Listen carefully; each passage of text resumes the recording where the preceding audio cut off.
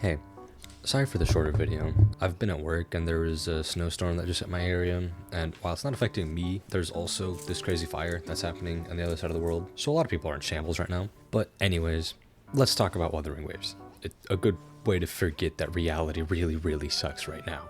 More specifically, why you should play Wuthering Waves. You know, like in the thumbnail. Let's start with the basics.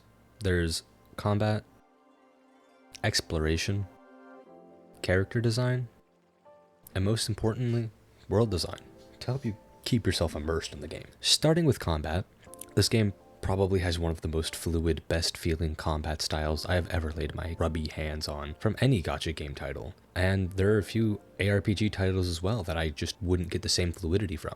The combat in Wuthering Waves is very fast paced and rewards skill, and it makes you feel like you can beat anything as long as you are actually playing the game, instead of wondering if you should have spent $300 to get the newest character that gatekeeps mechanics that should just be in the base game. There are dodges and counters. If you dodge an enemy attack, you get a slowdown effect and you can counterattack. For enemies that are way over leveled and are very hard to kill, a counterattack does a percentage of true damage per hit, although you have to perfect dodge every single attack or you would probably die if you were facing a higher leveled enemy. And then there's also parrying. Sometimes an enemy will glow and the circle will appear around them, and it will close in on itself and you can parry its attack, resulting in a bit of knockback, and a lot of its stagger bar will be reduced. The stagger bar is referred to as vibration meter in this game. Basically is a second health bar that takes more or less damage depending on how you hit the boss or enemy. If you break the stagger bar, the enemy will be staggered, and you can deal damage without worrying about incoming attacks. And then there's skills and team combinations. There's a lot of team building in this game. It's a gacha game. That's pretty much what the games are known for, apart from the gambling. And it really allows a lot of unique styles of play because of the outro skills that each character has and a bunch of different echo sets that are in the game. Outro skills vary between characters. Some characters have outro skills that do damage after you swap to a different character, and others have ones that buff the incoming character, such as Sanhua. Sanhua is a character that once you get off the field with her, her outro skill grants 38% basic attack bonus to the next character. And if you have a character that attacks a lot using basic attacks, then Sanhua would be an incredible support for that character. And then there are echo sets. Echo sets are a hell of a lot easier to farm than in Genshin. In Genshin, they're locked behind resin, which is a replenishing limited resource, but it adds up to something around like 8 set dungeons per day, and then you have to spend limited resources to replenish it or actual money to continue to farm. Echoes and Wuthering Waves are just enemies you can farm all around the map, making map exploration more fun with a chance that most enemies drop an echo. And if you get enough of the same type of echo, you can gain another buff per character. For example, there's a healing echo set, which will... What does the healing echo set do? So, if you were playing a healer and you put this healing set bonus on them, as long as you healed, your whole team would get an attack buff. So it even makes the support characters in your team make your entire team that much stronger. Exploration. Wuthering Waves is one of the most beautiful worlds I have ever seen. With the release of 2.0, a new area called Renacida has been unlocked, and it is absolutely breathtaking. The movement options in the game are already top-notch. Being able to vertically traverse nearly anything with wall running and a grappling hook, being able to sprint anywhere without losing any of your stamina, as long as you're not in a fight.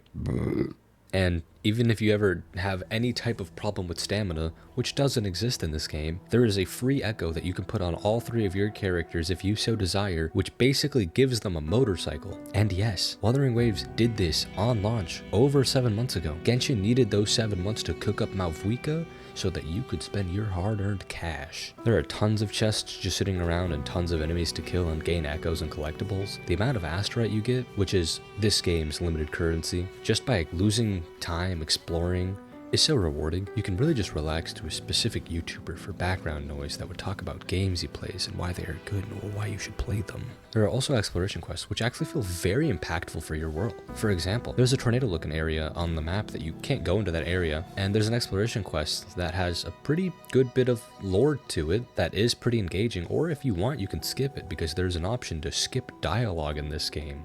But once you finish up that little quest event, it will remove the whole tornado area, which has some loot and collectibles that you can have. There's also tons of mini-bosses just scattered throughout the map. Their level is stagnant, so if you ever come across one that is level 20 and maybe you are level 30, you'll kill it pretty easily, but 3 minutes later you can come across one that's level 80 and get completely treated like an omelet.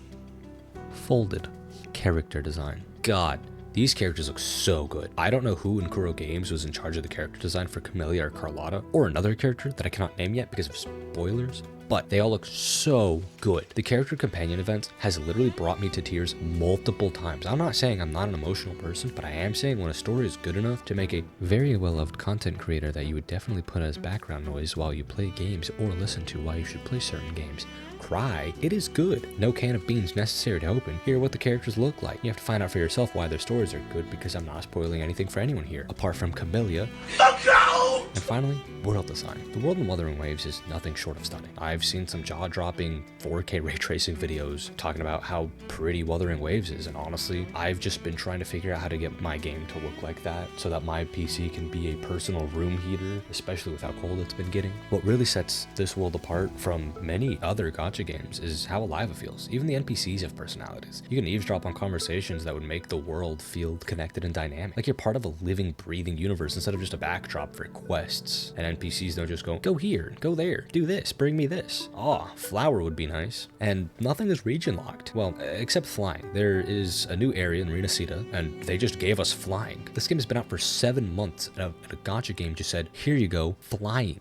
And that's only in Renacita, which we got through all of 1.0 without even batting an eye about the movement or anything in this game, because traversal was already extremely easy. And they just said, here, have wings. It was magnificent. And Kuro Games listens very, very well. The game launched pretty poorly. Not launched, but the beta was pretty poor.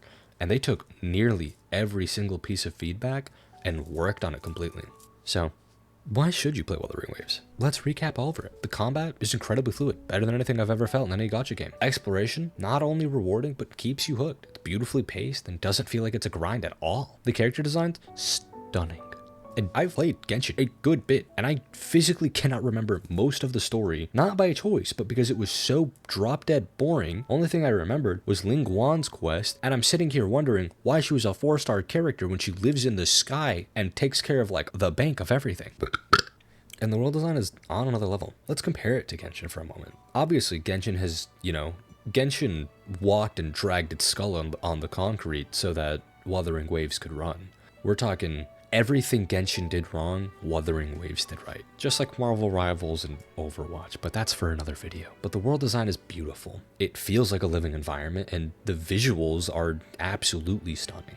Wuthering Waves isn't just better than Genshin. It's an evolution of the genre. So, if you've made it this far into the video, I would appreciate it. Maybe if you could drop a like or a subscribe if you are recurring as a viewer and you want to continue to watch my content or any other videos I may upload in the future. But for now, I really suggest you try out Wuthering Waves. It'll be worth your time, I promise. Thank you.